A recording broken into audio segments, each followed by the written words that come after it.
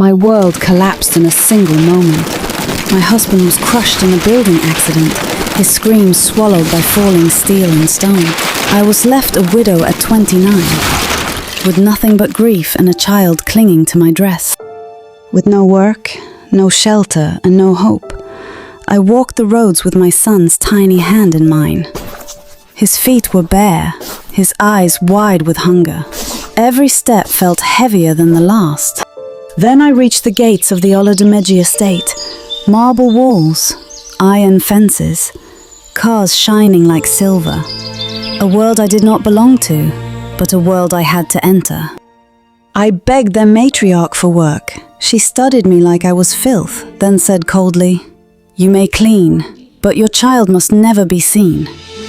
If I catch him once, you are gone." And so I bent my back over their marble floors, polished their toilets until my reflection mocked me.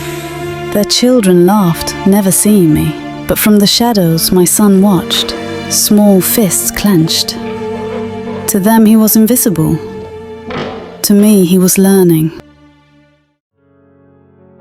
The servant quarters were not a home. The roof leaked, the beds sagged, and rats scurried at night. Silence pressed down on us like a second skin. Yet even in this silence, my boy's voice broke through. Each night, after I blew out the lamp, he would whisper, "Mama, one day I'll build you a house bigger than this one." His voice was so steady that even I began to believe. With no books, I used chalk on broken tiles. He traced shapes with patient fingers, hungry to learn. Our textbooks were yesterday's newspapers, ink-smudged and torn, but he devoured them like treasure. At sunrise, he walked barefoot 2 hours to school. His toes blistered, his clothes ragged, but he never complained. The other children mocked him. The maid's son. He swallowed their cruelty in silence. He returned home with dust in his hair, hunger in his belly, but fire in his eyes. When I asked if it hurt, he only whispered, "Wait, Mama. You'll see." At 14, he entered a state competition. Questions that silenced teachers spilled from his pencil with ease. Judges watched in disbelief. One foreign woman leaned forward. "This boy is extraordinary." That whisper opened a door none of us had dreamed of. A scholarship, Canada, a chance to rise beyond dust roads and broken tiles. When I told Lady Oladimeji, she froze.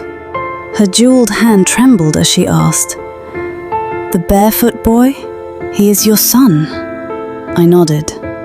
She said nothing more. I sold what little we owned for a passport.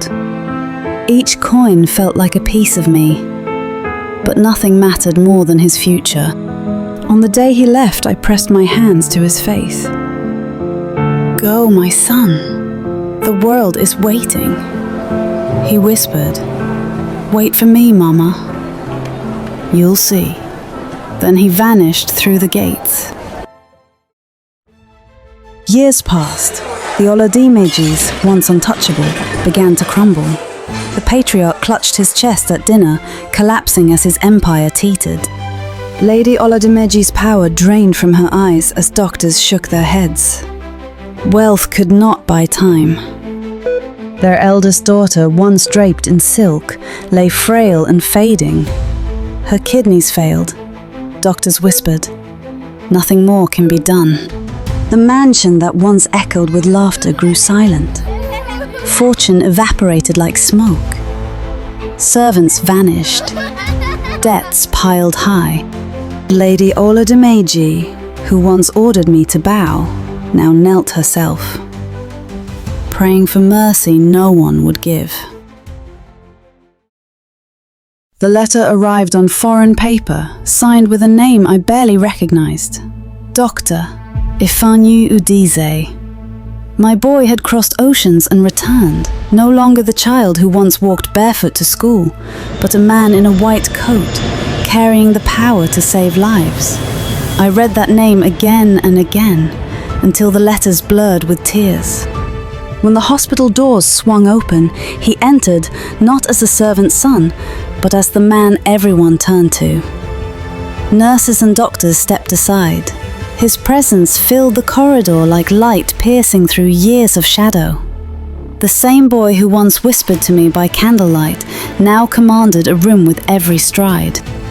Lady Oladimeji, who once forbade him to be seen, stared in disbelief.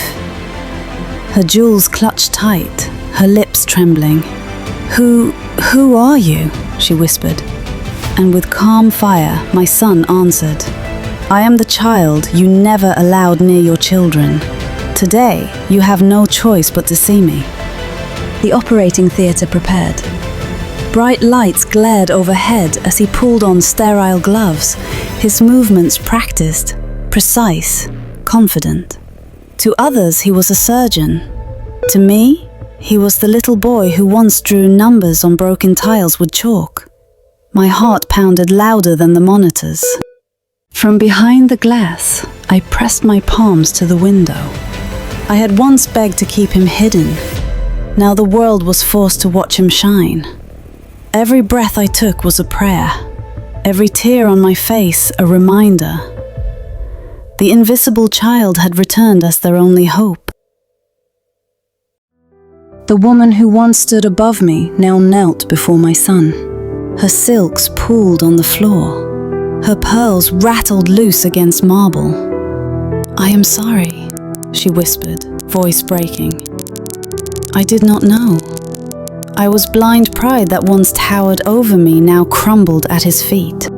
My son stood calm, taller than the room itself. His white coat gleamed under hospital lights. His eyes burned with a quiet storm. "You told me children of servants could never mix with yours. Yet today your daughter's life beats only in my hands." His words cut sharper than any scalpel. Lady Oladimeji's tears fell heavy. She clutched her chest, pearls spilling, shoulders shaking. For the first time, the fortress of wealth and arrogance collapsed into the raw face of a mother begging for her child. She sobbed, "Please, forgive me." And my son, who had every reason to turn away, knelt down beside her. His hand rested gently on her trembling shoulder. His voice was steady, tender. "I forgive you, because my mother taught me mercy, even when the world gave her none." From the doorway I stood frozen. My son, once invisible in their halls, now shone so brightly that even the woman who despised him bowed. I realized then, he had not only risen above them, he had become greater than their cruelty. The surgery began in silence, the room filled with the steady rhythm of machines, the hum of focused breath. My son's hands moved with practiced grace, every incision an echo of years of struggle. He was no longer the boy mocked for being a maid's child. He was the surgeon who held life itself. Minutes bled into hours, sweat traced his brow, but his eyes never wavered. At last, the heart monitor beeped steady, and color returned to the girl's cheeks. A hush swept across the room as doctors realized what had just happened. The boy, once banned from their table, had saved their heir. Lady Oladimeji rushed forward, clutching her daughter's frail hand as she stirred. Her tears dropped onto silk sheets, soaking into the fabric. She whispered prayers of gratitude, words that once would never have passed her lips. Her power was gone, but her child lived, because of mine. My son stepped back, removing his gloves. When they offered payment, gold, promises of reward, he refused them all. His face was calm, untouchable. "I did not come for wealth," he said. "I came because life is sacred, even yours." On a polished desk, he left only a note, written in his own hand. "This house once saw me as a shadow. Today, I walk as light.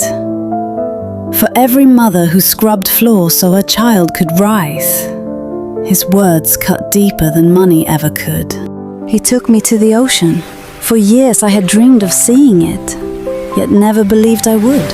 The waves crashed at my feet, the horizon endless. The wind carried my headscarf, and for the first time in decades, I felt the weight of silence lifted from my shoulders. Then he built me a home, not of marble stolen by others, but walls born of love and sacrifice. A place where no roof leaked, no rats crawled, no silence crushed us.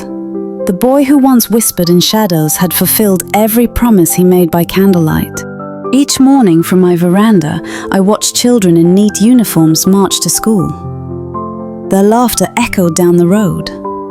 Once I had sent my son barefoot, mocked and jeered.